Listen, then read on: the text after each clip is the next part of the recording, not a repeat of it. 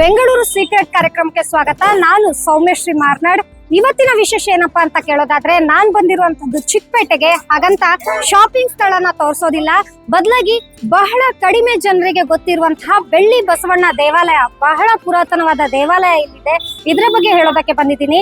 So ಈಗ ನಾನು ಇರುವಂತದ್ದು ಚಿಕ್ಕಪೇಟೆ ಮೆಟ್ರೋ ಸ್ಟೇಷನ್ ಬಳಿ. ಇಲ್ಲಿಂದ 1 ಕಿಲೋಮೀಟರ್ ನಡ್ಕೊಂಡು ಹೋದ್ರೆ ಮಾಮೂಲ್ ಪೇಟೆ ಸಿಗುತ್ತೆ. ಅಲ್ಲೇ ಬಲಭಾಗದಲ್ಲಿ ಇರುವಂತಹ ದೇವಾಲಯ, ಬನ್ನಿ ನೋಡೋಣ.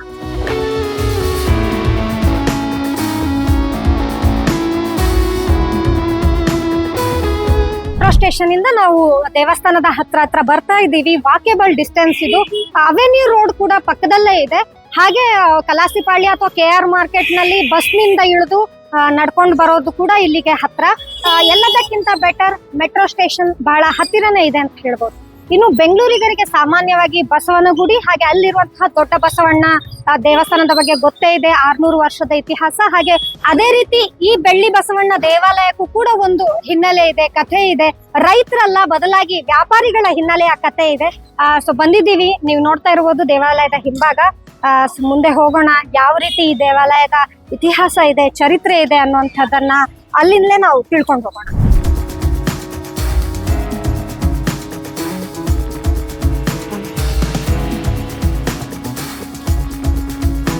ಎಸ್, ನಾವು ಬಂದಿದ್ದೀವಿ ಈಗ ಬೆಳ್ಳಿ ಬಸವಣ್ಣ ದೇವಾಲಯದ ಮುಂದೆ. ನೀವು ನೋಡ್ತಾ ಇರ್ಬೋದು, ಇಡೀ ದೇವಾಲಯ ಕಲ್ಲಿನಿಂದ ನಿರ್ಮಾಣ ಆಗಿದೆ. ಹಾಗೆ ಬಿಳಿ ಬಣ್ಣದಿಂದ ಇದಕ್ಕೊಂದು ಪೇಂಟಿಂಗ್ ಅನ್ನ ಮಾಡಿದ್ದಾರೆ. ಹಾಗೆ ಮುಂದ್ಗಡೆ ನೋಡ್ತಾ ಇರ್ಬೋದು, ಶ್ರೀ ಬೆಳ್ಳಿ ಬಸವಣ್ಣ ದೇವಸ್ಥಾನ ಅನ್ನುವಂತಹ ದೊಡ್ಡ ಬೋರ್ಡ್ ನ ಮೂಲಕ ಈ ಒಂದು ಪ್ರದೇಶದಲ್ಲಿ ಹೈಲೈಟ್ ಆಗಿರುವಂತಹ ದೇವಾಲಯ ಇದು. ಹಾಗೆ ಈ ದೇವಾಲಯದ ನಿರ್ಮಾಣದ ಹಿಂದೆ ಸುಮಾರು 1000 ವರ್ಷಗಳ ಇತಿಹಾಸ ಇದೆ. ಹಾಗೆ ಈ ದೇವಸ್ಥಾನದ ಮುಂಭಾಗದ ರಸ್ತೆ ಇರ್ಬೋದು, ಈ ರಸ್ತೆ ನಿರ್ಮಾಣದ ಸಮಯದಲ್ಲಿ ಆದಂತಹ ಘಟನೆಗಳಿರ್ಬೋದು, ಹಾಗೆ ಇಲ್ಲಿ ಒಳಗಿರುವಂತಹ ಬೆಳ್ಳಿ ಬಸವಣ್ಣನ ಮೂರ್ತಿ ಇರ್ಬೋದು, ಎಲ್ಲದರ ಹಿಂದೆ ಕುತೂಹಲಕಾರಿಯಾದಂತಹ ಮಾಹಿತಿ ಇದೆ. ಇದನ್ನ ನಮಗೆ ತಿಳಿಸ್ಕೊಡೋದಕ್ಕೆ ಅರ್ಚಕ ದೇವರಾಜ್ ಅವರಿದ್ದಾರೆ. ಬನ್ನಿ, ಅವ್ರ ಹತ್ರನೇ ಕೇಳ್ಕೊಂಡು ಹೋಗೋಣ. ಈ ದೇವಾಲಯದ ಇತಿಹಾಸ ಏನೇನು, ಹಾಗೆ ಇದರ ಮಹತ್ವ ಏನೇನು, ಹಾಗೆ ಇದರ ಪೂಜಾ ಅವಧಿ ಏನು, ಯಾವ ಸಂದರ್ಭದಲ್ಲಿ ಭಕ್ತರು ಇಲ್ಲಿ ಬರ್ಬೋದು ಅನ್ನುವಂಥ ಪ್ರತಿಯೊಂದು ಮಾಹಿತಿಯನ್ನ ಅವ್ರು ನಮ್ಗೆ ಕೊಡ್ತಾರೆ. ಸೊ ಈ ದೇವಾಲಯದ ಸುತ್ತಲಿನ ಆವರಣ ನೋಡ್ಬೋದು. ಚಿಕ್ಕಪೇಟೆಯ ಗಿಜಿಗುಡುವಂತಹ ಪ್ರದೇಶ ಇದು. ಬಹಳಷ್ಟು ಅಂಗಡಿ ಮುಂಗಟ್ಟುಗಳು, ಹಾಗೆ ದೇವಾಲಯದ ಆವರಣದ ಮುಂದಿನ ಜಾಗದಲ್ಲಿ ಕೂಡ ಸಾಕಷ್ಟು ಪಾರ್ಕಿಂಗ್ ಅನ್ನ ಕೂಡ ಮಾಡಿರುವಂಥದ್ದು. ಅಂದ್ರೆ ಚಿಕ್ಕಪೇಟೆಯ 1 ಇಂಚು ಜಾಗವೂ ಕೂಡ ಖಾಲಿ ಇರೋದಿಲ್ಲ. ಅಷ್ಟರ ಮಟ್ಟಿಗೆ ಇಲ್ಲಿ ವ್ಯಾಪಾರಿಗಳು ತುಂಬಿದ್ದಾರೆ. ಹಾಗೆ ಜನಸಂಚಾರ ಕೂಡ ಅತಿ ಜನದಟ್ಟಣೆ ಇರುವಂತಹ ಬೆಂಗಳೂರಿನ ಒಂದು ಹೃದಯ ಭಾಗ ಅಂತಾನೆ ಹೇಳ್ಬೋದು. ಹಾಗೆ ಈ ದೇವಾಲಯದ ಮೇಲ್ಗಡೆ ಆವರಣ ಏನು ವಿಶಾಲವಾಗಿದೆ. ಈ ವಿಶಾಲವಾದ ಆವರಣದಲ್ಲಿ ಸಾವಿರಾರು ಪಾರಿವಾಳ ಪಕ್ಷಿಗಳು ಕೂಡ ಇಲ್ಲಿ ನೆಲೆಸಿರುವಂಥದ್ದು. ಇದೊಂದು ದೇವಸ್ಥಾನದ ಕಳೆಯನ್ನ ಹೆಚ್ಚಿಸಿರುವಂಥದ್ದು. ಹೀಗೆ ದೇವಾಲಯದ ಯಾವ ರೀತಿ ಕಟ್ಟಲ್ಪಟ್ಟಿತ್ತು, ಇದರ ಹಿನ್ನೆಲೆ ಏನು, ಇತಿಹಾಸ ಏನು ಅನ್ನುವಂಥದ್ದನ್ನ ಅರ್ಚಕರೇ ನಮಗೆ ವಿವರಿಸ್ತಾರೆ. ಬನ್ನಿ.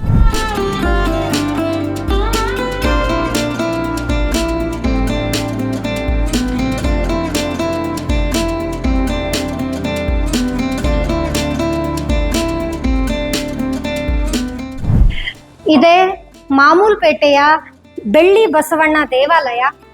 ನಮ್ಮ ಜೊತೆಗೆ ದೇವಾಲಯದ ಇತಿಹಾಸವನ್ನ ಹೇಳೋದಕ್ಕೆ ಇಲ್ಲಿಯ ಅರ್ಚಕರಾಗಿರುವಂತಹ ದೇವರಾಜು ಅವರಿದ್ದಾರೆ. ಸರ್, ವಿಜಯ ಕರ್ನಾಟಕ ಈ ಬೆಂಗಳೂರು ಸೀಕ್ರೆಟ್ ಕಾರ್ಯಕ್ರಮಕ್ಕೆ ಆತ್ಮೀಯ ಸ್ವಾಗತ. ನಮಸ್ಕಾರಮ್ಮ, ನಿಮ್ಗೂ ಸ್ವಾಗತ. Thank you. ಮಾಮಲ್ಪೇಟೆ ಅಲ್ಲ, ಬೆಳ್ಳಿ ಬಸವಣ್ಣ ಗುಡಿ ಬೀದಿ ಅಂತ. ಹೌದು, ಇವತ್ತಿಗೂ ಈ ರಸ್ತೆಯ ಬೋರ್ಡ್ ಇದೆ. ಆದ್ರೆ ಸಾಮಾನ್ಯವಾಗಿ ಇಲ್ಲಿಯ ವ್ಯಾಪಾರಿಗಳು ಹಾಗೆ ಜನಕ್ಕೆ ಅವರು ಪರಿಚಯ ಮಾಡೋದೆಲ್ಲ ಮಾಮೂಲ್ ಪೇಟೆ ಅಂತ ಮಾಡ್ಕೊಂಡ್ಬಿಟ್ಟಿದ್ದಾರೆ. ಆಮೇಲೆ ಇತ್ತೀಚೆಗೆ ಮಾಡ್ಕೊಂಡ್ಬಿಟ್ರು. ಮೊದ್ಲಿದ್ದು ಬೆಳ್ಳಿ ಬಸವಣ್ಣ ಗುಡಿ ಬೀದಿ ಅಂತ ರಸ್ತೆಲೆ ಕಲ್ಲಲ್ಲಿ ಕೆತ್ತ ಹಾಕಿದ್ರು ಕಾರ್ಪೊರೇಷನ್ ಅವರು.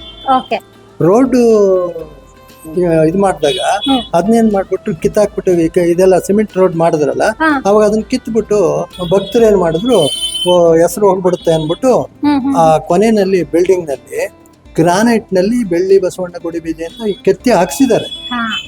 ಈಗ ನೀವು ಅದನ್ನ ಬೇಕಾದ್ರೆ ಅದನ್ನ ನೋಡ್ಬೋದು. ಬೆಳ್ಳಿ ಬಸವಣ್ಣ ಗುಡಿ ಬೀದಿ ಅಂತಾನೆ ಇದೆ. ಅದನ್ನು ನೀವು ಇನ್ನು ಗುಡಿಯ ಇತಿಹಾಸದ ಬಗ್ಗೆ ನಾನು ನಿಮ್ಮ ಹತ್ರ ಕೇಳಿ ತಿಳ್ಕೊಂಡೆ. ಹಾಗೆ ನಮ್ಮ ವೀಕ್ಷಕರಿಗೂ ಬಹಳಷ್ಟು ಕುತೂಹಲ ಇರುತ್ತೆ. ಸುಮಾರು 500-600 ವರ್ಷದಷ್ಟೇ ಹಳೆಯ ದೇವಸ್ಥಾನ. ಈಗ ಹೇಗೆ ದೊಡ್ಡ ಬಸವನ ಗುಡಿಯಲ್ಲಿ ದೊಡ್ಡ ಬಸವಣ್ಣನ ದೇವಸ್ಥಾನ ಇದೆ, ಅದೇ ರೀತಿಯ ಹಿನ್ನೆಲೆ ಇಲ್ಲಿಗೂ ಇದೆ. ಏನ ಹಿನ್ನೆಲೆ ಅನ್ನುವಂತ ತಿಳ್ಕೊಳ್ಳುವಂತ ಕುತೂಹಲ ಇದೆ. ಅದು ಏನಂತಂದ್ರೆ, ನಮ್ಮ ಪೂರ್ವಿಕರು ಹೇಳಿರೋದು, ನಮ್ಗೆ ಏನಂತ ಇದಿಲ್ಲ. ಪೂರ್ವಿಕರು ಹೇಳಿರುವಂಥ ವಿಷಯ. ಆಗಿನ ಕಾಲದಲ್ಲಿ ಎಲ್ಲ ಜಮೀನು ಇದ್ದಿತ್ತು. ಈ ಮೆಜೆಸ್ಟಿಕ್ ಕೆರೆ ಕೆಳಗಡೆ ಇದ್ದಂತೂ ಗದ್ದೆ ಕಾನಿಗಳಿದ್ದು. ಆವಾಗ ಅಂಥ ಕಾಲದಲ್ಲಿ ಎಲ್ಲ ಚಿನ್ನ ಬೆಳ್ಳಿ ಕಾಸಿನ ಕಾಲ. ಅವಾಗೆಲ್ಲ ವೆಹಿಕಲ್ಸ್ ಇರಲಿಲ್ಲ. ಎತ್ತು ಕುದುರೆ ಕತ್ತೆ ಮೇಲೆ ವ್ಯಾಪಾರಕ್ಕೆ ಬರೋರಂತೆ. ಆವಾಗ ಯಾರೋ ಒಬ್ರು ವಯಸ್ಸಾಗಿರೋರು ಎತ್ತಿನ ಮೇಲೆ ವ್ಯಾಪಾರಕ್ಕೆ ಬಂದ್ರಂತೆ. ಬರ್ಬೇಕಾದ್ರೆ ಇಲ್ಲಿ ಬರೋವಷ್ಟು ಅದು ಬಿಳಿ ಎತ್ತು. ಇಲ್ಲಿ ಬರ್ಬೇಕಾದ್ರೆ ಅದು ವಯಸ್ಸಾಗಿತ್ತಂತೆ. ಅದು ಏನು ಕಾರಣಗಳಿಂದನೋ ಅದು ತೀರ್ಕೊಂಬ ಸತ್ತೋಗ್ಬಿಡ್ತು. ಆವಾಗ ಏನ್ ಮಾಡಿದ್ರಂತೆ, ನಾನು ಹೆಂಗೆ ಇದು ಮಾಡೋಕ್ಕಾಗತ್ತೆ, ಆವಾಗ ಇಲ್ಲೇ ಅದಕ್ಕೆ ಜಮೀನಲ್ವಾ, ಇಲ್ಲೇ ಸಮಾಧಿ ಮಾಡಿಬಿಟ್ಟು ಅದಕ್ಕೆ ಬೆಳ್ಳಿ ಬಸವಣ್ಣನ ದೇವಸ್ಥಾನ ಅಂತ ಹೆಸರಿಟ್ರು. ಇದು ಇತಿಹಾಸ ದೊಡ್ಡವರು ಹೇಳ್ಕೊಂಬಂದಿರೋದು. ಆಮೇಲೆ ಕಾಲಕ್ರಮೇಣ ಏನಾಗಿತ್ತು, ಸ್ವಲ್ಪ ಬೆಂಗಳೂರು ಬೆಳವಣಿಗೆ ಆದ್ಮೇಲೆ ಚಿಕ್ಕದಾಗಿ ದೇವಸ್ಥಾನ ಇತ್ತಂತೆ. ಆವಾಗ ಏನ್ ಮಾಡಿದ್ರು, ಮೈಸೂರು ಮಹಾರಾಜರ ಕಾಲದಲ್ಲಿ ಈ ವರ್ತಕರು ಏನ್ ಮಾಡಿದ್ರು, ಬೆಂಗಳೂರು ವರ್ತಕರು ನಮಗೆ ಒಂದು ವೆಂಕಟರಮಣ ಸ್ವಾಮಿ ದೇವಸ್ಥಾನ ಮಾಡಿಸ್ಕೊಡಿ ಅಂತ ಕೇಳಿದ್ರಂತೆ. ಇದೇನಾಯ್ತು, ಈ ಮೂರ್ತಿ ಇದೆಯಲ್ಲ, ಇದು ಅಲ್ಲಿ ಬೆನ್ನಿಮಿಲ್ ಟೌನಿಂದ ಕೋಟೆ ಇತ್ತಂತೆ ಅವಾಗ, ಟಿಪ್ಪು ಸುಲ್ತಾನ್ ಕೋಟೆ. ಆಗ ಏನಾಯ್ತಂತೆ, ಅದ್ರ ಒಳಗಡೆ ಇದ್ದಿದ್ದಂತ ಕಲ್ಯಾಣ ಬಸವೇಶ್ವರ ಅಂತ ಇತ್ತಂತೆ. ಈಗ ಏನಿದೆ ವೆಂಕಟರಮಣ ಸ್ವಾಮಿ ದೇವಸ್ಥಾನ, ಅದು ಕಲ್ಯಾಣ ಬಸವೇಶ್ವರ ಅಂತ ಮೊದ್ಲು ಕಾಲಕ್ಕೆ. ಆವಾಗ ಏನ್ ಮಾಡಿದಂತೆ, ಮೈಸೂರು ಮಹಾರಾಜರು ದಿವಾನರಿಗೆ ಹೇಳಿದಾಗ ದಿವಾನರು ಅವ್ರು ಹೇಳಿದ ಡೇಟ್ ಮಾಡೋಕ್ಕಾಗಲಿಲ್ಲ.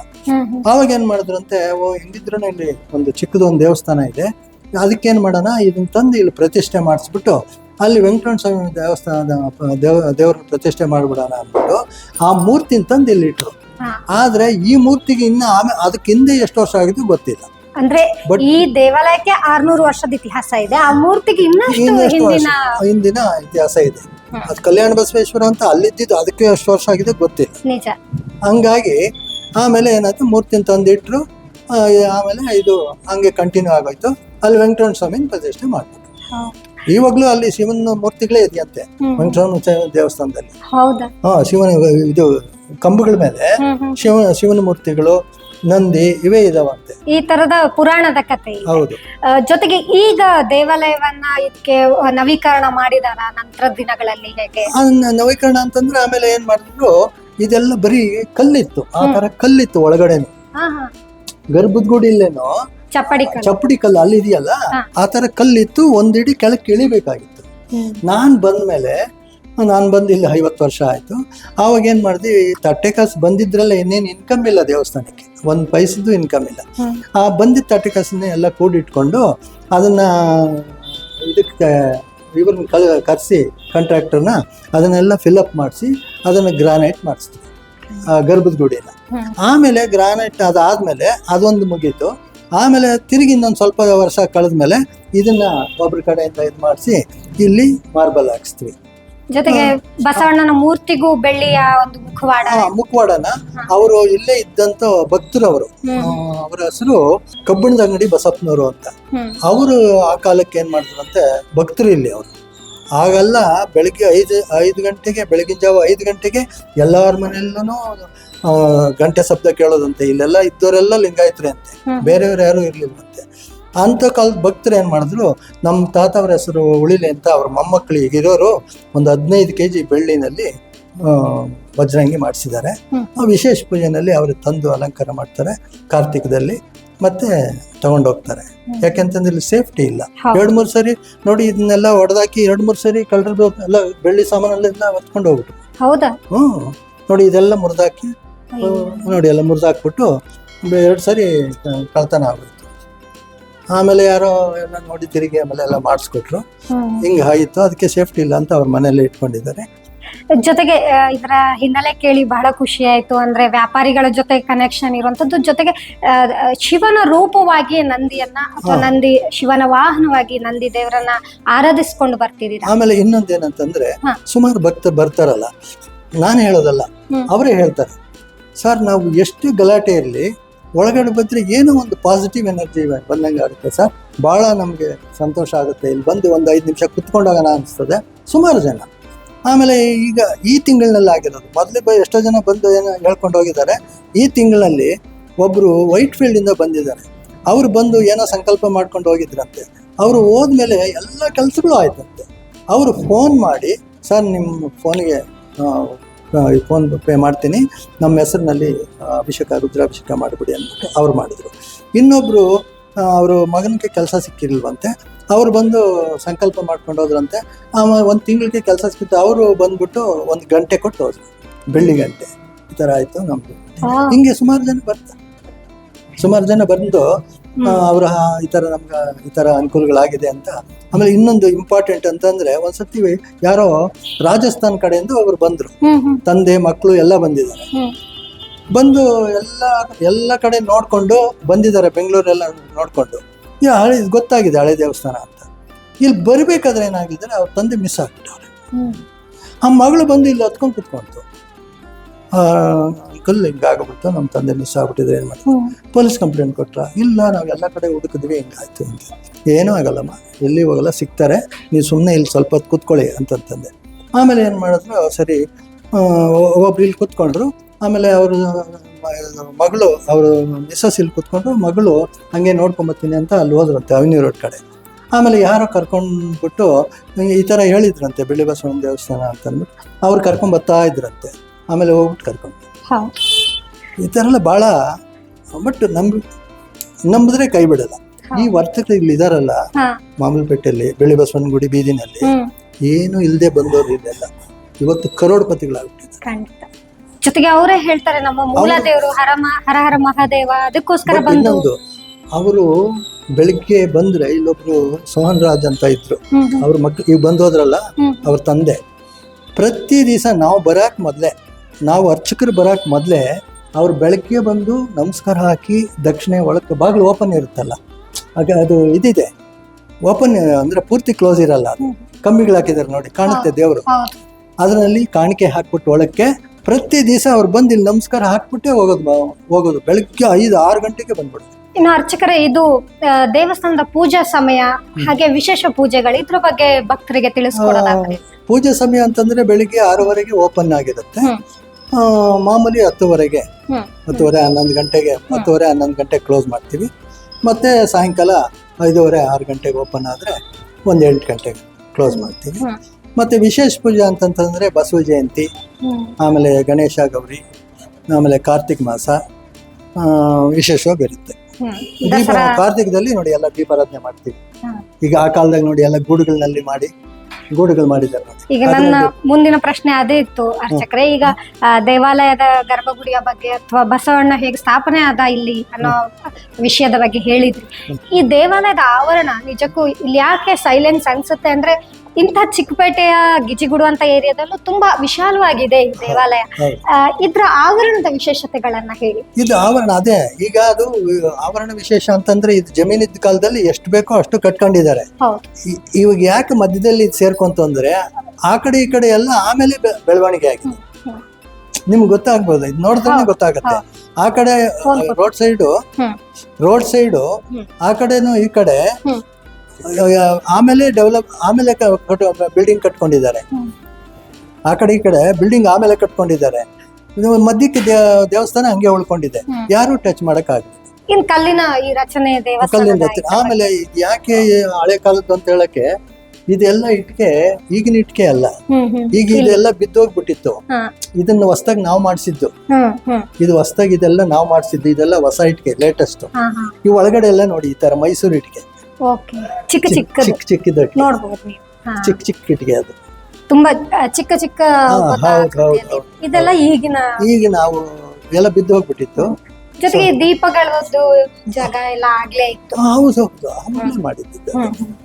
ಅವಾಗ ದೀಪಾರಾಧನೆ ಅಂತ, ಕಾರ್ತಿಕ್ ಮಾಸದಲ್ಲಿ ದೀಪಾರಾಧನೆ ಮಾಡ್ಬೇಕು ಅಂತ ಅವಾಗಲೇ ಮಾಡಿದ್ದಿದ್ದೇನೆ. ಜೊತೆಗೆ ಈಗ ಇದು ಹೂವಿನ ಅಲಂಕಾರಕ್ಕೋಸ್ಕರ ಈಗ ಹೌದು, ಈಗ ಕಾರ್ತಿಕ್ ಮಾಸ ಆಮೇಲೆ ಬಸವ ಜಯಂತಿಗೆ ನಾವು ಮಾಡ್ತೀವಲ್ಲ, ಆ ಬಸವ ಜಯಂತಿಗೆ ಮಾಡಿದಾಗ ಇದನ್ನೆಲ್ಲ ಅಲಂಕಾರ ಮಾಡ್ತೀವಿ. ಈ ಸುಣ್ಣ ಬಣ್ಣ ಎಲ್ಲ ಇತ್ತೀಚೆಗೆ ವರ್ಷಕ್ಕೊಂದ್ಸರಿ ಮಾಡಿಸ್ತೀವಿ, ವರ್ಷಕ್ಕೊಂದ್ಸರಿ ಮಾಡಿಸ್ತೀವಿ. ಈಗ ಇನ್ನೊಂದು ಈ ದೇವಾಲಯದ ಪ್ರಮುಖ ವಿಶೇಷ ಅಂದ್ರೆ, ನೀವು ಹೇಳ್ತಾ ಇದ್ರಿ ನಂದಿ ಕಂಬದ ಬಗ್ಗೆ. ಇದ್ರ ಒಂದು ಸ್ಟೋರಿ ಇದೆ, ಏನದು ಅಂತ. ಈಗ ಇಲ್ಲಿಯೂ ಇದು ಹಳೆಯ ರಚನೆ, ಇದು ಹಳೆಯ ರಚನೆ, ಇದೇ ತರನೇ ಗರ್ಭದ ಗುಡಿಯಲ್ಲಿ ಇದ್ದಿದ್ದು. ಅಲ್ಲೂ ಒಂದಡಿ ಕೆಳಕ್ಕಿತ್ತು, ಹೌದಾ, ಒಂದಡಿ ಕೆಳಗಡೆ ಇತ್ತು, ಡೌನ್ಗಿತ್ತು. ಬಟ್ ಇದು ಯಾಕೆ ಹಿಂಗ್ ಮಾಡಿದಾನೆ ಅಂದ್ರೆ, ಬರೋರು ಇಲ್ಲಿ ನೀರ್ ಹಾಕಿರೋದಂತೆ, ಕಾಲು ಒರೆಸ್ಕೊಂಡು ಒಳಗಡೆ ಹೋಗ್ಬೇಕು. ಮಾಡಬೇಕು ಅಂತ ಮಾಡಿದ್ರು. ಎಷ್ಟು ಚೆನ್ನಾಗಿದೆ, ಹೌದು. ಸ್ವಚ್ಛವಾಗಿ ದೇವರ ಹತ್ರ ಹೋಗ್ಬೇಕು. ಇಲ್ಲಿ ಆಗಿನ ಒಂದು ಕಾಲದಲ್ಲೆಲ್ಲ ನೆಲ್ಲಿ ಇರ್ಲಿಲ್ವಲ್ಲ, ಹೌದು ನೀರ್ ಇರ್ಲಿಲ್ವಲ್ಲ, ಅದಕ್ಕೆ ಇದ್ರ ಮೇಲೆ ನೀರ್ ಹಾಕಿ ಬಿಟ್ಬಿಟ್ರೆ ಕಾಲು ಒರೆಸ್ಕೊಂಡು ಹೋಗೋದಕ್ಕೆ ಅಂತ ಗುಳಿ ಮಾಡಿಬಿಟ್ಟಿದ್ರು. ಆಮೇಲೆ ಇನ್ನೊಂದು ಆ ಪೂರ್ವಿಕರು ಹೇಳೋದು, ಆಗಿನ ಕಾಲಕ್ಕೆ ಯಾರು ಪೂಜೆ ಮಾಡ್ತಿದ್ರು ಇಲ್ಲಿ ನಾಯಿ ಕಚ್ಚೋದಕ್ಕೆ ಔಷಧಿ ಕೊಡೋರಂತೆ ಅವರು, ಆ ಪೂಜಾರಿ. ಅವರು ಈಗ ಇತ್ತೀಚಿನವ್ರು ಅವ್ರು ಹೇಳ್ತಾ ಇದ್ರು. ಅಲ್ಲಿ ಒಬ್ಬರಿದ್ರು ಮೊದಲು ಪುರೋಹಿತರು, ಅವರು ಚಿಕ್ಕರಿದ್ರು. ಅವರು ನಾಯಿ ಕಚ್ಬಿಟ್ರೆ ಅವಾಗೆಲ್ಲ ಮೆಡಿಸಿನ್ ಯಾವ್ದು ಇರ್ಲಿಲ್ಲ, ಇಲ್ಲಿ ನಾಟಿ ಔಷಧಿ ಕೊಡೋರಂತೆ. ಅದು ಬಂದು ಎಲ್ಲ ಜನ ಇಲ್ಲಿ ಬರೋದು. ಜೊತೆಗೆ ಜನರ ನಂಬಿಕೆ ಅಂದ್ರೆ ಶಿವನ ವಾಹನ ನಂದಿ ಶಕ್ತಿಯ ಸಂಕೇತ, ಧೈರ್ಯ, ಬುದ್ಧಿವಂತಿಕೆಯ ಸಂಕೇತ. ಹಾಗಾಗಿ ಇಲ್ಲಿ ಬಂದ್ರೆ ಆರೋಗ್ಯವೂ ಸಿಕ್ತಿತ್ತು ಅನ್ನೋಂಥದ್ದು. ಹೌದು, ನೀವ್ ಆಗ್ಲೇ ಹೇಳ್ತಿದ್ದ ಹಾಗೆ ಇದೆ. ಇದು ಹಳೆಯ ಬಾಗಿಲು. ಹಳೆ ಮೊದ್ಲಿಂದ ಇರೋದು ಇದೆ. ಹೌದಾ ಸರ್? ನೋಡಿ ಗೊತ್ತಿರೋದು. ಹೌದು, ಯಾವುದೇ ಚಿಲ್ಕ ಅಂತಲ್ಲ, ಇದು ಕಲ್ಲಿನಲ್ಲೇ ರಚನೆ. ಇದು ನೋಡಿ ಕಲ್ಲಲ್ಲೇ ಮಾಡಿ. ಇದ್ರ ಮೂಲಕನೂ ಭಕ್ತರು ನೋಡ್ಕೊಂಡು ಯಾವಾಗಲೂ ದರ್ಶನ ಮಾಡಬೇಕು. ಬೇರೆ ದೇವಸ್ಥಾನಗಳಿಗೆ ಎಲ್ಲ ಮುಚ್ಚಿಬಿಟ್ಟಿರುತ್ತೆ, ಅದು ಆ ಟೈಮ್ಗೆ ಹೋಗಿ ದರ್ಶನ ಮಾಡಬೇಕು ಅಂತ ಏನಿಲ್ಲ. ಯಾವಾಗ ಬಂದ್ರೂ ದೇವರ ದರ್ಶನ ಆಗುತ್ತೆ. 24 ಗಂಟೆ ಅಂತ ದರ್ಶನ ಮಾಡ್ತೀವಿ. ಜೊತೆಗೆ ನಂದಿ ಕಂಬದ ಬಗ್ಗೆ ನೀವು ಹೇಳ್ತಿದ್ರಿ, ಅದಕ್ಕಿಂತ ಮೊದಲನೇದಾಗಿ ಇದು ಇಲ್ಲಿ ಆನೆಯ ಇದಾವಲ್ಲ, ಇವು ಹೈಟು ಇಷ್ಟಿತ್ತಂತೆ. ಇದು ಜಂಪ್ ಮಾಡಿ ಕುತ್ಕೋಬೇಕಾಗಿತ್ತಂತೆ. ಹೈಟು ಇಷ್ಟಿದ್ವಂತೆ. ರೋಡ್ ಹಾಕಿ ಇದು ಕೆಳಕ್ಕೆ ಹೋಗುದು. ಡೆವಲಪ್ಮೆಂಟ್ ಸಂದರ್ಭದಲ್ಲಿ ಎಲ್ಲ ರೋಡ್ ಮುಚ್ಚಿ ಇದು ಹೋಯ್ತು. ಈಗ ಕಂಪ್ಲೀಟ್ ಕಾಲುಗಳೆಲ್ಲ ಕಾಣೋದು. ಕಂಪ್ಲೀಟ್ ಕಾಲಿದೆಯಲ್ಲ, ಕಂಪ್ಲೀಟ್ ಕಾಲುಗಳು ಎಲ್ಲ ಕಾಣೋದಂತೆ. ಇಷ್ಟು ಹೈಟ್ ಇದ್ವಂತೆ. ರೋಡ್ ಡೆವಲಪ್ ಆದಂಗೆಲ್ಲ ಮುಚ್ಕೊಂಡ್ಬಿಡ್ತು. ಇಲ್ಲಿ ಕಾಣ್ತಾ ಇರ್ಬೋದು, ಅಭಿವೃದ್ಧಿಯ ಕಾರಣಕ್ಕಾಗಿ ಸೊಂಡಿಲು ಸಂಪೂರ್ಣವಾಗಿ ಮುಚ್ಚಿ ಹೋಗುವ ಮಟ್ಟಿಗೆ ಇದು ಎತ್ತರ ಆಗಿದೆ. ರೋಡ್ ಎತ್ತರ ಆಗುತ್ತೆ. ಈಗ ಅದನ್ನೇ ಇವಾಗ ರಿನೋವೇಷನ್ ಮಾಡೋಣ, ಎಲ್ಲ ತೆಗೆದು ಹೈಟ್ ಮಾಡೋಣ ಅಂತ ಅನ್ಕೊಂಡಿದ್ದೀವಿ. ಹೌದಾ? ಎಲ್ಲ ಸ್ವಲ್ಪ ಆಲ್ಟ್ರೇಷನ್ ಮಾಡ್ಸೋಣ ಅಂತ ಭಕ್ತರು ಇದು ಮಾಡಿದ್ದಾರೆ. ನೋಡ್ಬೇಕಾದ್ರೆ ಯಾವಾಗ ಆಗುತ್ತೋ ಗೊತ್ತಿಲ್ಲ. ಹಂಗಾಗಿ ಇದು ನೋಡಿ, ಅದನ್ನು ಅಷ್ಟೇ ಚಿಕ್ಕರುಗಳೆಲ್ಲ. ಈ ಕಡೆ ಮೂರ್ತಿ ಗಣೇಶ ಇತ್ತಂತೆ, ಆ ಕಡೆ ಮೂರ್ತಿ ವೀರಭದ್ರನ ಏನೋ ಇತ್ತಂತೆ, ಮಧ್ಯಕ್ಕೆ ಬಂದು ಶಿವ ಪಾರ್ವತಿನ ಏನೋ ಇದೆ, ಬಸವನ ಅದು ಎಲ್ಲ ಡ್ಯಾಮೇಜ್ ಆಗಿದೆ. ಇದನ್ನು ಕೂಡ ಜನರೇ ಕಟ್ಟಿಸಿದ್ದ ಅಥವಾ ಮಹಾರಾಜರ ಕಾಲದಲ್ಲಿ ಅರಮನೆಯ ಇದರಿಂದ ಇಲ್ಲ, ಎಲ್ಲ ಭಕ್ತರು ಮಾಡಿರೋದು. ಬಹಳ ಹಿಂದಿಂದ ಈ ಕಲ್ಲುಗಳೆಲ್ಲ ಚಪ್ಪಡಿಗಳೆಲ್ಲ ಎತ್ತಿದಾರಲ್ಲ, ಅವು ಎಲ್ಲ ಅವರು ಆ ಕಾಲದಲ್ಲಿ ಹೆಂಗೆ ಎತ್ತಿದ್ರ ಏನೋ ಗೊತ್ತಿಲ್ಲ, ಅವ್ರು ಮಾಡಿದ್ದಾರೆ. ಜೊತೆಗೆ ಇಲ್ಲಿಂದ ದೂರದಲ್ಲಿ ಇರುವಂತದ್ದು ಇದರ ಸಂಕೇತ ಏನು ಅಂತ ಸಂಕೇತ ಅದೇ. ಮತ್ತೆ ಗರ್ಭದ ಗುಡಿಯಿಂದ ನಂದಿ ಧ್ವಜ ಸ್ತಂಭಕ್ಕೆ, ನಂದಿ ಸ್ತಂಭಕ್ಕೆ ಇಷ್ಟು ಅಡಿ ದೂರ ಇರಬೇಕು ಅಂತ ಶಾಸ್ತ್ರದಲ್ಲಿ ಇದೆ. ಅದೇ ಪ್ರಕಾರ ಜಾಗ ಹೆಚ್ಚಿಗೆ ಇತ್ತಲ್ಲ, ಇರ್ಲಿ ಅಂತಂದ್ಬಿಟ್ಟು ಅಲ್ಲಿವರೆಗೂ ಇಟ್ರು. ಆಮೇಲೆ ಏನಾಗುತ್ತೆ ಅಂತಂತಂದ್ರೆ ಇದೆಲ್ಲ ಏನು ಇರ್ಲಿಲ್ಲ. ಆಮೇಲೆ ಇದೆಲ್ಲ ಬೆಳವಣಿಗೆ ಆದ್ಮೇಲೆ ಈ ಕಡೆ ಹೋಗೋದಕ್ಕೆ ಜಾಗ ಅಂತ ಬಿಟ್ರು ಅಂತ. ಇನ್ನು ದೇವಾಲಯದ ನಂದಿ ಸ್ತಂಭ ಏನಿದೆ, ಧ್ವಜಸ್ತಂಭ, ಅದಕ್ಕೂ ಒಂದು ಹಿನ್ನೆಲೆ ಇದೆ. ಅದನ್ನ ಅರ್ಚಕರು ನಮಗೆ ವಿವರಿಸ್ತಾರೆ, ಬನ್ನಿ ಕೇಳೋಣ. ಈಗಿನ ಅಭಿವೃದ್ಧಿಯ ಕಾರಣದಿಂದ ಇದು ರಸ್ತೆ ಮಧ್ಯ ಬಂದಿದೆ. ಇದು ಅಷ್ಟೇ ಇಷ್ಟ ಹೈಟ್ ಇತ್ತಂತೆ. ಮೇಲೆ ಜಂಪ್ ಮಾಡಿ ಕುತ್ಕೋಬೇಕಾಗಿತ್ತು, ಕುತ್ಕೊಳಕ್ಕೂ ಆಗ್ತಿರ್ಲಿಲ್ವಂತೆ. ರೋಡ್ ಅಷ್ಟು ಡೆವಲಪ್ ಆಗ್ಬಿಡ್ತು, ಹೈಟ್ ಆಗ್ಬಿಡ್ತು. ಇಷ್ಟು ಹೈಟ್ ಇತ್ತಂತೆ. ಇದನ್ನು ಈ ಜಾಗ ಇಷ್ಟು ಹೈಟ್ ಇತ್ತಂತೆ. ರೋಡ್ ನೋಡಿ ಎಷ್ಟು ಮೇಲಕ್ಕೆ ಬಂದಿದೆ. ಆಮೇಲೆ ತಿರುಗಿ ನಾವು ಇದನ್ನೆಲ್ಲ ಸ್ವಲ್ಪ ಎಲ್ಲ ಆಲ್ಟ್ರೇಷನ್ ಮಾಡಿ ನಾವು ಸ್ವಲ್ಪ ಎಲ್ಲ ಸುತ್ತು ರಿಪೇರಿ ಮಾಡಿದ್ವಿ. ಇದೆಲ್ಲ ಎಲಿಗಳೆಲ್ಲ ತೋಡಿ ಮಾಡಿ ಎಲ್ಲ ಅಧ್ವಾನ ಆಗಿತ್ತು. ಹಾಗಾಗಿ ನಾವು ಎಲ್ಲ ಮಾಡಿಸ್ತೀವಿ, ರಿಪೇರಿ ಮಾಡಿಸ್ತೀವಿ. ಆಮೇಲೆ ಮೇಲೆ ನೋಡಿ ಆ ತರ ಚಿತ್ತಾರ ಈಗ ಹೊಸದಾಗ ಮಾಡೋದು ಅಂತಂದ್ರೆ ಕಷ್ಟನೇ. ಎಷ್ಟು ಕ್ಲೀನ್ ಆಗಿ ಮಾಡಿದ್ದಾರೆ, ತುಂಬಾ ಹಳೆಯದು ಅನ್ನೋದಕ್ಕೆ ಸಂಕೇತ. ಆಮೇಲೆ ಇದು ವೀರಭದ್ರ, ಡಮರುಗನೂ ಇದೆ. ಡಮರುಗ ಇದೆ. ಈ ಕಡೆ ತ್ರಿಶೂಲ ಇದೆ, ತ್ರಿಶೂಲನೂ ಇದೆ. ಜೊತೆಗೆ ಇದು ಯಾವತ್ತು ಇದನ್ನ ತೆಗಿಬೇಕು ಅನ್ನುವಂತ ಒಂದು ಯೋಚನೆಯು ಬಂದಿತ್ತು ಅಧಿಕಾರಿಗಳಿಗೆ. ಆತರ ನಮ್ಮ ಹಿರಿಯರು ಹೇಳೋ ಪ್ರಕಾರ ಆಗ ಮೈಸೂರು ಮಹಾರಾಜರು ದಿವಾನರಿಗೆ ಹೇಳಿದಾಗ ಇದು ರೋಡ್ ಮಧ್ಯಕ್ಕಾಗುತ್ತೆ, ಸ್ವಲ್ಪ ನೋಡಿ ಅದನ್ನ ಅಂತ ಹೇಳಿದಾಗ ನೋಡೋಣ ಅಂತ ಬಂದ್ರಂತೆ. ಕುದುರೆ ಮೇಲೆ ಬರೋ ಅಷ್ಟೊತ್ತಿಗೆ ಅವ್ರಿಗೆ ಕಣ್ಣು ಕಾಣ್ದಂಗಾಗಿ, ಕಣ್ಣು ಒಂಥರ ಮಂಜಾಗಿ ಅವರು ಬೇಡಪ್ಪ ಏನ್ ತೆಗಿಬೇಡ್ರಿ ಅಂತ ವಾಪಸ್ ಹೋದ್ರು. ನಮ್ಮ ಅಜ್ಜಿ ಹೇಳ್ತಾ ಇದ್ರು.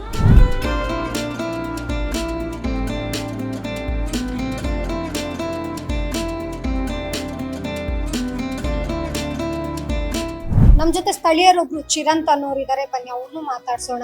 ಹೇಳಿ, ಈ ದೇವಾಲಯದ ಬಗ್ಗೆ ನಿಮಗೆ ಎಷ್ಟು ಗೊತ್ತು? ನೀವು ಯಾವಾಗೆಲ್ಲ ಇಲ್ಲಿ ಭೇಟಿ ಕೊಡ್ತೀರಾ? ನಾನಿಲ್ಲಿ ಸುಮಾರು ಒಂದು 25 ವರ್ಷದಿಂದನೂ ಇನ್ನೂ ಹೆಚ್ಚಾಗಿ ಬರ್ತಾ ಇದ್ದೀನಿ. ನಾನು ಚಿಕ್ಕ ವಯಸ್ಸು ಒಂದು 10ನೇ ವರ್ಷದಿಂದನೂ ನಮ್ಮ ತಂದೆಯವ್ರ ಜೊತೆ ಬರ್ತಾ ಇದ್ದೆ. ಇವಾಗ ಪ್ರತಿನಿತ್ಯ ಬರ್ತೀನಿ. ನಾನು ಯಾವಾಗ ನಮ್ಮ ಅಂಗಡಿಗೆ ಕೆಲ್ಸಕ್ಕೆ ಬರಕ್ ಶುರು ಮಾಡ್ಕೊಂಡೆ, ಪ್ರತಿನಿತ್ಯ ಬರ್ತೀನಿ. ಇದು ತುಂಬಾ ಪುರಾತನದ ದೇವಸ್ಥಾನ. ಇದು ಕರೆಕ್ಟಾಗಿ ಹೇಳ್ಬೇಕು ಅಂದ್ರೆ ನಮ್ಮ ತಂದೆಯವರು ಇಲ್ಲಿ ಮುಂಚೆ ಕಾರ್ಯದರ್ಶಿ ಆಗಿದ್ರು. ಪ್ರತಿ ವರ್ಷ ಇಲ್ಲಿ ಶಿವರಾತ್ರಿ ಹಬ್ಬಕ್ಕೆ ನಾವೆಲ್ಲ ತುಂಬಾ ಹಳಬ್ರು ಟೈಮಿಂದಾನು ನಾವಿಲ್ಲಿ ಇದಕ್ಕೆ ಕಾಂಟ್ರಿಬ್ಯೂಷನ್ ಮಾಡ್ಕೊಂಡು ಬಂದಿದೀವಿ. ಈ ದೇವಸ್ಥಾನದಲ್ಲಿ ಶಿವರಾತ್ರಿ ಹಬ್ಬ ತುಂಬಾ ಚೆನ್ನಾಗಿ ನಡೆಯುತ್ತೆ. ಶಿವರಾತ್ರಿಗೂ ಮಾಡ್ತಾರೆ.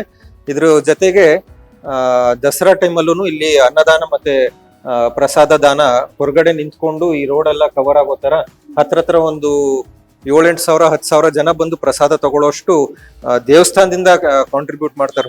ಹೊರಗಿನ ಕಾಂಟ್ರಿಬ್ಯೂಷನ್ ಏನೂ ಇಲ್ಲದೆ ಕೇವಲ ದೇವಸ್ಥಾನದಿಂದ ಏನ್ ಬರುತ್ತೆ ಅದರಿಂದ ಅಷ್ಟು ದಾನ ಮಾಡಿ ಪ್ರಸಾದನ ಎಲ್ಲರಿಗೂ ಕೊಡ್ತಾರೆ.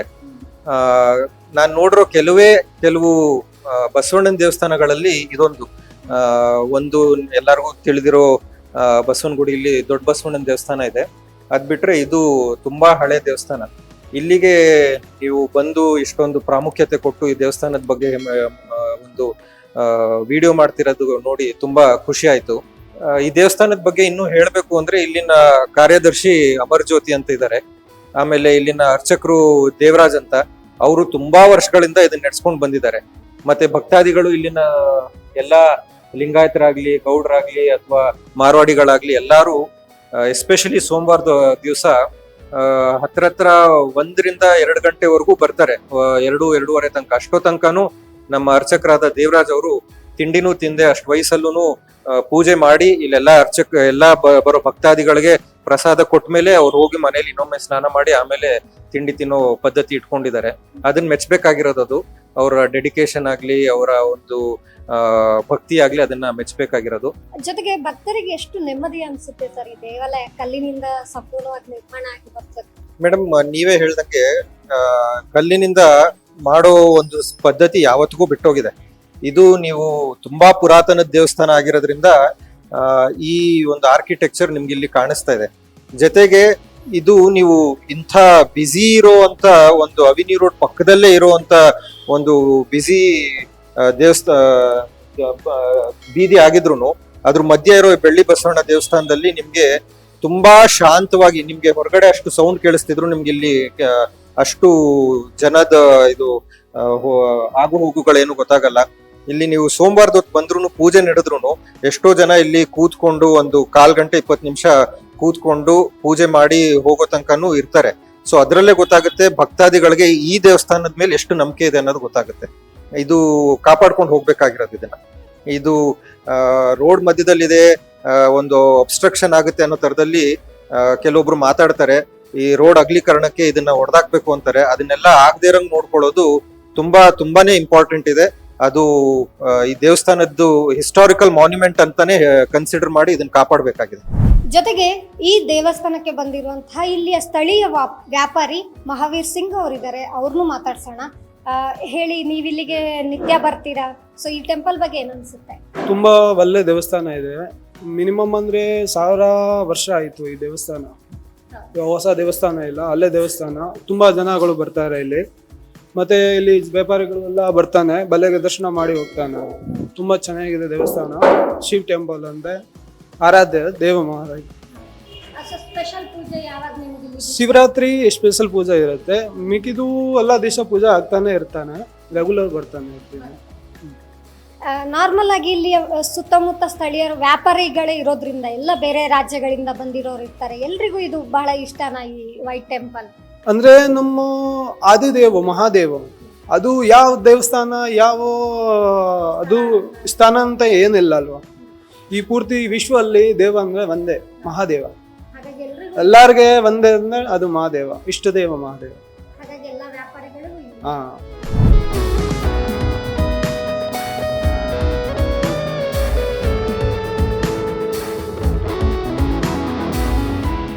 ಇನ್ನು ಚಿಕ್ಕಪೇಟೆಯಲ್ಲಿ ಇದೊಂದು ದೇವಾಲಯ ಅಲ್ಲದೆ ಬಹಳಷ್ಟು ದೇವಾಲಯಗಳು ಕೂಡ ಇದೆ, ಆದ್ರೆ ಐತಿಹಾಸಿಕವಾಗಿ ಇದು ಬಹಳಷ್ಟು ಪ್ರಮುಖ. ಏನ್ ಹೇಳ್ತೀರಾ ಈ ಪ್ರದೇಶದಲ್ಲಿರುವ ದೇವಾಲಯಗಳ ಬಗ್ಗೆ ಅರ್ಚಕರೇ? ಈ ಕಡೆ ಇಲ್ಲೊಂದು ಚಿಕ್ಕಪೇಟೆ ಒಂದು ಬಸವಣ್ಣನ ದೇವಸ್ಥಾನ ಇದೆ, ಅಲ್ಲಿ ಹಳ್ಳಿ ಮರದ ಹತ್ರ ಒಂದು ಬಸವಣ್ಣನ ದೇವಸ್ಥಾನ ಇದೆ, ಇಲ್ಲೊಂದು ಈಶ್ವರನ ದೇವಸ್ಥಾನ ಇದೆ ಚಿಕ್ಕಪೇಟೆಯಲ್ಲಿ. ಈ ಕಡೆ ಮಾಂತಿನ ಮಠ ಅಂತ ಒಂದಿದೆ, ಅದು ಇವೆಲ್ಲ ಹಳವೆ, ಆದ್ರೆ ಇದು ಅವಕ್ಕಿನ್ನ ಪುರಾತನ ಇದೆ. ಆದ್ರೆ ಇದು ಇದಕ್ಕೆ ಯಾತಕ್ಕಾಗಿ ಅಂದ್ರೆ ಹೊರಗಡೆ ಜನರಿಗೆ ಇನ್ನೂ ಗೊತ್ತಿಲ್ಲ, ಯಾಕಂದ್ರೆ ಒಂದು ಕಾಲದ ಇದು ಲ್ಯಾಂಡ್ ಮಾರ್ಕ್ ಅಂತಾರೆ. ಹೌದು ಲ್ಯಾಂಡ್ ಮಾರ್ಕ್. ಬೆಳ್ಳಿ ಬಸವಣ್ಣ ದೇವಾಲಯ ಅಂತ ಹೇಳಿದ್ರೆ ಇಲ್ಲಿ ಬಹಳಷ್ಟು ಲ್ಯಾಂಡ್ ಮಾರ್ಕ್ ಇದು. ಯಾತಕ್ಕಾಗಿ ಹೊರಗಡೆ ಜನಕ್ಕೆ ಅಷ್ಟು ಗೊತ್ತಾಗಿಲ್ಲ ಅಂತ ಅಂದ್ರೆ ಇನ್ನೊಂದೇನಂತಂದ್ರೆ ಇದು ಅಷ್ಟು ಅಭಿವೃದ್ಧಿ ಆಗಿಲ್ವಲ್ಲ. ಭಕ್ತರು ಬರ್ತಾರೆ, ನಮ್ಗೆ ಅವತ್ತಿನಿಂದ ಭಕ್ತರು ಬರ್ತಾವ್ರೆ, ಎಲ್ಲ ಅನುಕೂಲಗಳು ಆಗಿದೆ ಅಂತಾರೆ. ಬಂದವರೆಲ್ಲ ಯಾರು ಅಷ್ಟೇ, ಎಷ್ಟೋ ಜನ ಇವಾಗ ವ್ಯಾಪಾರಕ್ಕೆ ಬರ್ತಾರಲ್ಲ, ಪರ್ಚೇಸಿಂಗ್ ಬರ್ತಾರೆ, ಲೇಡೀಸು ಅಷ್ಟೇ ಜೆಂಟ್ಸು ಬಂದು, ಸರ್ ನಿಜವಾಗ್ಲೂ ಹೇಳ್ತೀವಿ, ಒಳಗಡೆ ಬಂದರೆ ನಮಗೇನೋ ಒಂಥರ ಪಾಸಿಟಿವ್ ಎನರ್ಜಿ ಬರುತ್ತೆ ಸರ್, ಭಾಳ ಶಾಂತವಾಗಿ ಕುತ್ಕೊಂಡೋಗೋಣ ಅನಿಸ್ತದೆ, ಅಷ್ಟು ಚೆನ್ನಾಗಿದೆ ಇದು ಒಳಗಡೆ ಅಂತಾರೆ. ಜೊತೆಗೆ ನಿಮ್ಮ ಹಾಗೂ ಇಲ್ಲಿಯ ಒಡನಾಟದ ಬಗ್ಗೆ ನೀವು ಹೇಳೋದಾದ್ರೆ, ಅಂದ್ರೆ 50 ವರ್ಷದಿಂದ ನೀವು ಇಲ್ಲಿ? ಹೌದು, ನಾನು ಹೆಂಗೆ ಅಂತಂದ್ರೆ ನಾನು ಸ್ಟಡೀಸ್ಗೆ ಅಂತ ಬೆಂಗಳೂರಿಗೆ ಬಂದೆ. ನಮ್ದು ಸ್ವಂತ ಊರು ಬೇರೆ ಊರು, ಒಂದು ಹಳ್ಳಿ. ನಾನು ಇಲ್ಲಿ ಬೆಂಗಳೂರಿಗೆ ಬಂದಾಗ ಯಾರು ನಮಗೆ ಅಷ್ಟು ಪರಿಚಯ ಇರಲಿಲ್ಲ. ಇವರು ನಾನೊಂದು ತೋಟದಪ್ಪ ಹಾಸ್ಟೆಲ್ನಲ್ಲಿ ಇದ್ಕೊಂಡು ನಾನು ಓದ್ತಾ ಇದ್ದೆ. ಆಮೇಲೆ ನಮಗೆ ಇವ್ರು ದೇವಸ್ಥಾನದ ಮೊದಲು ಪೂಜೆ ಮಾಡ್ತಾ ಇದ್ದವರು ಒಬ್ರು ನಮ್ಗೆ ಪರಿಚಯ ಆದರು. ಅವರು ಇಲ್ಲಿ ಒಂದು ವೀರಶೈವ ಕೋಆಪರೇಟಿವ್ ಬ್ಯಾಂಕ್ ಅಂತಿದೆ, ಅಲ್ಲಿ ಕೆಲಸ ಮಾಡ್ತಿದ್ರು. ಅಲ್ಲಿ ನನಗೆ ಒಂದು ಸ್ವಲ್ಪ ದಿವಸ, 1-2 ವರ್ಷಕ್ಕೆ ನಾನು ಹೈಕೋರ್ಟ್ಗೆ ಸೇರ್ಕೊಳಕ್ಕೆ ಮೊದಲು ನನಗೆ ಅಲ್ಲಿ ಕೆಲಸ ಕೊಡಿಸಿದ್ರು, ಎಲ್ಲಿ ವೀರಶೈವ ಕೋಆಪರೇಟಿವ್ ಬ್ಯಾಂಕಲ್ಲಿ. ಈ ಮೊದಲು ಪೂಜೆ ಮಾಡ್ತಿದ್ದರು ಅಂದರೆ ನಮ್ಮ ರಿಲೇಟಿವ್ಸ್ ಅವ್ರು ಪೂಜೆ ಮಾಡ್ತಿದ್ದರು. ನೀವು ಅಲ್ಲಿ ಇಲ್ಲಿ ಯಾಕಪ್ಪ ಇರಬೇಕು, ಇಲ್ಲೇ ಬಂದಿದ್ಬಿಡು ಅಂತ ಅಂದ್ಬಿಟ್ಟು ನನ್ನ ಕರ್ಕೊಂಬಂದು, ನಾನು ಅಲ್ಲಿ ಬೇರೆ ಕಡೆ ರೂಮ್ ಮಾಡ್ಕೊಂಡಿದ್ದೆ ಆವಾಗ, ತೋಟದಪ್ಪ ಹಾಸ್ಟೆಲ್ ಬಿಟ್ಟ ಮೇಲೆ. ಆಮೇಲೆ ತೋಟದಪ್ಪ ಹಾಸ್ಟೆಲ್ ಬಿಟ್ಟು ಅಲ್ಲಿ ಬ್ಯಾಂಕ್ನಲ್ಲಿ ಕೆಲಸ ಮುಗಿದ್ಮೇಲೆ ಅವ್ರೇನು ಮಾಡಿದ್ರು, ನೀವು ಅಲ್ಲಿ ಇಲ್ಲಿ ಹಾಕಿರೋದು, ಇಲ್ಲೇ ಬಂದಿದ್ಕೋ. ನಾನು ಇಲ್ಲೇ ದೇವಸ್ಥಾನದಲ್ಲಿ ಇದ್ಕೊಂಡು ಪೂಜೆ ಮಾಡಿಕೊಂಡು ಇಲ್ಲೇ ಇದ್ದೆ. ಇಲ್ಲೇ ಸೇವೆ ಮಾಡ್ತಿದ್ದಾಗಲೇ ನನಗೆ ಹೈಕೋರ್ಟ್ ಕೆಲಸ ಸಿಕ್ತು. ಆಮೇಲೆ ಅವ್ರೇನು ಮಾಡಿದ್ರು, ಈ ಟ್ರಸ್ಟ್ನವ್ರದ್ದೇ ಇಲ್ಲಿ ಪಕ್ಕದಲ್ಲಿ ಮನೆ ಇದೆ, ಸರಿ ನಾವು ಇಲ್ಲಿ ಇರೋಕ್ಕೆ ಮನೆ ಕೊಡ್ತೀವಿ, ಹಿಂಗೆ ಪೂಜೆ ಮಾಡ್ಕೊಂಡು ಹೋಗಪ್ಪ ಅಂತ ಇಲ್ಲೇ ನಾವು 50 ವರ್ಷ ಇಲ್ಲೇ ಆಯಿತು ಪೂಜೆ. ಈಗ ನಾವು ಇಲ್ಲೆಲ್ಲ ಸ್ವಲ್ಪ ಎಲ್ಲ ಇಲ್ಲೆಲ್ಲ ಯಾವುದೋ ಅಂಗಡಿಗಳು ಇರಲಿಲ್ಲ, ಎಲ್ಲ ಮನೆಗಳೇ ಇದ್ದಿದ್ದು. ಇದಕ್ಕೆ ಕ್ರಾಸ್ ಒಳಗಡೆ ಹೋದರೆ ಗಲ್ಲಿಗಳಲ್ಲಿ ಯಾವುದೋ ಅಂಗಡಿಗಳಿರಲಿಲ್ಲ, ಎಲ್ಲ ಮನೆಗಳೇ ಇದ್ದು. ಮಾರ್ವಾಡಿಗಳು ಎಲ್ಲ ನಮ್ಮ ಲಿಂಗಾಯತರ ಮನೆಗಳೇ ಇದ್ದಿದ್ದು, ಎಲ್ಲ ಅಂಗಡಿಗಳಾಗೋಗ್ಬಿಟ್ಟು. ಆವಾಗ ಏನು ಮಾಡಿದ್ರು, ಮಕ್ಕಳೆಲ್ಲ ದೊಡ್ಡವರಾದರು, ಇಲ್ಲಿ ಇರೋಕ್ಕೆ ವಾಸಕ್ಕೆ ಸರಿ ಇಲ್ಲ ಅಂದ್ಬಿಟ್ಟು ನಾವು ಬೇರೆ ಕಡೆ ಹೋದ್ವಿ. ಮತ್ತು ಇದು ಅಲ್ಲೇ ಹಂಗೆ ಇಟ್ಕೊಂಡಿದ್ದೀವಿ ನಾವು, ಟ್ರಸ್ಟ್ನವ್ರು ಕೊಟ್ಟಿರೋದು ಹಂಗೆ ಇದೆ. ಬಟ್ ಇಲ್ಲಿ ನಾನು ಬಂದು ಪೂಜೆ ಮಾಡ್ಕೊಂಡು ಹೋಗ್ತೀನಿ. ಮತ್ತು ಈಗ ಇನ್ನೊಬ್ಬರನ್ನ ಇಟ್ಕೊಂಡಿದ್ದೀವಿ ನಾವು, ಇವರು ಷಣ್ಮುಖಯ್ಯ ಅಂತ. ಬನ್ನಿ, ಇವರು ನಾನು ವಿಶೇಷವಾಗಿದ್ದಾಗ ಬಂದು ನಾನು ಮಾಡ್ಕೊಂಡು ಹೋಗ್ತೀನಿ, ಡೈಲಿ ಅವರು ಇರ್ತಾರೆ. ಸೊ ಈ ರೀತಿಯಾಗಿ ನಿಮ್ಮ ಹಾಗೂ ದೇವಾಲಯದ ಒಡನಾಟ ಇದೆ. ಜೊತೆಗೆ ಚಿಕ್ಕಪೇಟೆಯನ್ನು ಈಗೇನು ಇಡೀ ಕರ್ನಾಟಕದಲ್ಲೇ ತುಂಬಾ ಫೇಮಸ್, ಹೆಚ್ಚು ವ್ಯಾಪಾರ ಆಗುವ ಸ್ಥಳ, ಇದ್ರ ಹಿನ್ನೆಲೆಯಿಂದ ನೀವು ನೋಡ್ಕೊಂಡು ಬಂದಿದ್ದೀರಾ. ಜೊತೆಗೆ ದೇವಾಲಯ ಏನಂತಂದ್ರೆ, ನಾನು ಪೂಜೆ ಮಾಡಕ್ ಶುರು ಮಾಡಿದ್ಮೇಲೆ ನನಗೆ ಒಂದು ಅನುಭವಕ್ಕೆ ಬಂದಿದ್ದು, ಇಲ್ಲಿ ಎತ್ತಿನ ಗಾಡಿ ಬರ್ತದೆ, ಲಗೇಜ್ ತುಂಬಿಕೊಂಡು ಎತ್ತಿನ ಗಾಡಿ ಬರುತ್ತೆ, ಅದು ಬಿಳಿ ಎತ್ತೆ. ಅದು ಬಂದು ಅವನ ಎತ್ತಿನ ಗಾಡಿ ಅಲ್ಲಿ ಬಿಟ್ಬಿಟ್ಟು, ಇದು ಅನ್ಲೋಡ್ ಮಾಡ್ಬೇಕಾದ್ರೆ ಗಾಡಿ ಅಲ್ಲಿ ಬಿಟ್ಬಿಟ್ಟು ಎತ್ತನ್ನು ಬಿಡ್ತಾನಲ್ಲ, ಆ ಎತ್ತು ನೀವು ನಂಬ್ತಿರೋ ಬಿಡ್ತಿರೋ, ಆ ಎತ್ತು ಈ ಕಡೆನೇ ಮುಖ ಹಾಕೊಂಡು ಮಲ್ಕೊಂತ ಇತ್ತು. ಅದು ಅಲ್ಲ, ಮೂಗ ಜೀವಿಗಳ ಕನೆಕ್ಷನ್ಸ್ ಹೇಗಿರುತ್ತೆ ನಮ್ಗೆ ಗೊತ್ತಾಗಲ್ಲ. ಈ ಕಡೆನೇ ಮುಖ ಹಾಕೊಂಡು ಮಲ್ಕೊಳೋದು, ಕೊನೆಗೆ ತಿರುಗಿ ಅವ್ನು ಬಂದು ಕರ್ಕೊಂಡು ಹೋದಾಗ ಅದು ಪಡ್ಕೆ ಎದ್ದು ಹೋಗೋದು. ಅಲ್ಲೇ ಗಂಜಲ ಹಾಕಿ ಸಗಣಿ ಹಾಕಿ ಬೇರೆ ಕಡೆ ಮುಖ ಹಾಕೊಂಡು ಮಲ್ಕೊಂತಾನೆ ಇರಲಿಲ್ಲ, ಅದು ಈ ಕಡೆನೇ ಮುಖ ಹಾಕೊಂಡು ಮಲ್ಕೊಂಡೋದು. ನನಗೆ ಅವಾಗ ನೋಡ್ಬಿಟ್ಟು ನನಗೆ ಒಂಥರ ಮೈಯೆಲ್ಲ ಜುಮ್ ಅಂದ್ಬಿಡೋದು, ಎಷ್ಟು ಆಶ್ಚರ್ಯ ಇದು ಅಂತ. ಅದು ಅವಕ್ಕೆ ಎಷ್ಟು ಆಗಿನ ಕಾಲಕ್ಕೆ ಅದು ಪರಂಪರೆ ಹೆಂಗೆ ಕನೆಕ್ಷನ್ ಇರುತ್ತೋ ಅವ್ರಿಗೆ ಗೊತ್ತಾಗಲ್ವಲ್ಲ, ಅವಾಗ ಗೊತ್ತಿರ್ತದೆ. ಒಟ್ಟಿನಲ್ಲಿ ಶಿವನ ರೂಪ ನಂದಿ ಏನಿದೆ, ನಂಬಿದವರನ್ನ ಕೈ ಬಿಡೋದಿಲ್ಲ ಅನ್ನುವಂಥದ್ದು ಈ ದೇವಾಲಯದ ಇತಿಹಾಸ. ಹಾಗೆ ಈಗ ನೀವು ನೋಡ್ಕೊಂಡು ಬರ್ತಾ ಇರುವಂತಹ ಸತ್ಯ. ಹೌದು, ನಂಬಿದ್ರೆ ಮಾತ್ರ ಕೈ ಬಿಡೋಂಗಿಲ್ಲ. ಇಲ್ಲಿ ಎಲ್ಲರೂ ಹಂಗೆ ಇಂಪ್ರೂವ್ ಆಗಿದ್ದಾರೆ. ಯಾರು ಏನು ವ್ಯಾಪಾರಕ್ಕೆ ಅಂತ ಬಂದವರು ಇಲ್ಲಿ ಯಾರು ಲಾಸ ಕರೋಡ್ಪತಿಗಳಾಗ್ಬಿಟ್ಟು. ಸೊ ಇವಿಷ್ಟು ದೇವಾಲಯದ ಇತಿಹಾಸವನ್ನ ತಿಳಿಸ್ಕೊಟ್ಟಂತಹ ಚಿಕ್ಕ ದೇವರಾಜು ಅವರು. ಸೊ ವಿಜಯ ಕರ್ನಾಟಕಕ್ಕೆ ಇಷ್ಟು ಹೊತ್ತು ಮಾಹಿತಿ ಕೊಟ್ಟಿದ್ದಕ್ಕಾಗಿ ಧನ್ಯವಾದ. ಧನ್ಯವಾದಗಳಮ್ಮ, ತುಂಬಾ ಥ್ಯಾಂಕ್ಸ್ ನಿಮಗೂ. ನೀವು ನೋಡಿದ್ರಲ್ವಾ, ಬೆಂಗಳೂರು ಸೀಕ್ರೆಟ್ ಅಂತ ಯಾಕೆ ನಾವು ಹೇಳ್ತೀವಿ ಅಂದ್ರೆ ಈ ದೇವಾಲಯ ಬಹಳ ಪುರಾತನವಾದದ್ದು. ಹಾಗೆ ದೊಡ್ಡ ಬಸವನ ಗುಡಿ ಏನಿದೆ, ದೊಡ್ಡ ಬಸವಣ್ಣ ಅಷ್ಟೇ ಒಂದು ಹಿನ್ನೆಲೆಯನ್ನ ಹಾಗೆ ಒಂದು ಅದ್ಭುತ ಕಥೆಯನ್ನ ಕೂಡ ಹೊಂದಿರುವಂತದ್ದು. ಹಾಗಾಗಿ ಇಲ್ಲಿ ಬರುವಂತಹ ಬೇರೆ ಬೇರೆ ರಾಜ್ಯದ ಒಂದು ವ್ಯಾಪಾರಿಗಳಾಗಿರ್ಬೋದು, ಇಲ್ಲೇ ನೆಲೆಸಿರುವವರಾಗಿರ್ಬೋದು, ಇದನ್ನ ನೋಡಿರುವಂತದ್ದು ಬಹಳ ಕಡಿಮೆ. ಸೊ ಅದರನ್ನ ನಿಮಗೆ ತಿಳಿಸ್ಕೊಡುವಂತಹ ಕೆಲಸವನ್ನ ನಾವಿವತ್ತು ಮಾಡಿದ್ದೀವಿ. ಇವಿಷ್ಟಾಗಿತ್ತು ಇಂದಿನ ಬೆಂಗಳೂರು ಸೀಕ್ರೆಟ್ ನ ವಿಶೇಷ. ಅಂದ್ರೆ ಐತಿಹಾಸಿಕ ಹಿನ್ನೆಲೆಯ ದೇವಾಲಯ, ಹಾಗೆ ಇದಕ್ಕಿರುವಂತಹ ಪುರಾಣದ ಕತೆ, ಹಾಗೆ ಇದರ ಮಹತ್ವವನ್ನ ತಿಳಿಸ್ಕೊಟ್ರು ನಮಗೆ. ಮುಂದಿನ ವಾರ ಮತ್ತೊಂದು ವಿಶೇಷ ಸಂಚಿಕೆಯ ಜೊತೆ ನಾನು ನಿಮ್ಮನ್ನ ಭೇಟಿ ಆಗ್ತೀನಿ. ವಿಡಿಯೋ ಜರ್ನಲಿಸ್ಟ್ ತೇಜಸ್ ಜೊತೆ ಸೌಮ್ಯ ಶ್ರೀ ಮಾರ್ನಾಡ್, ಬೆಂಗಳೂರು.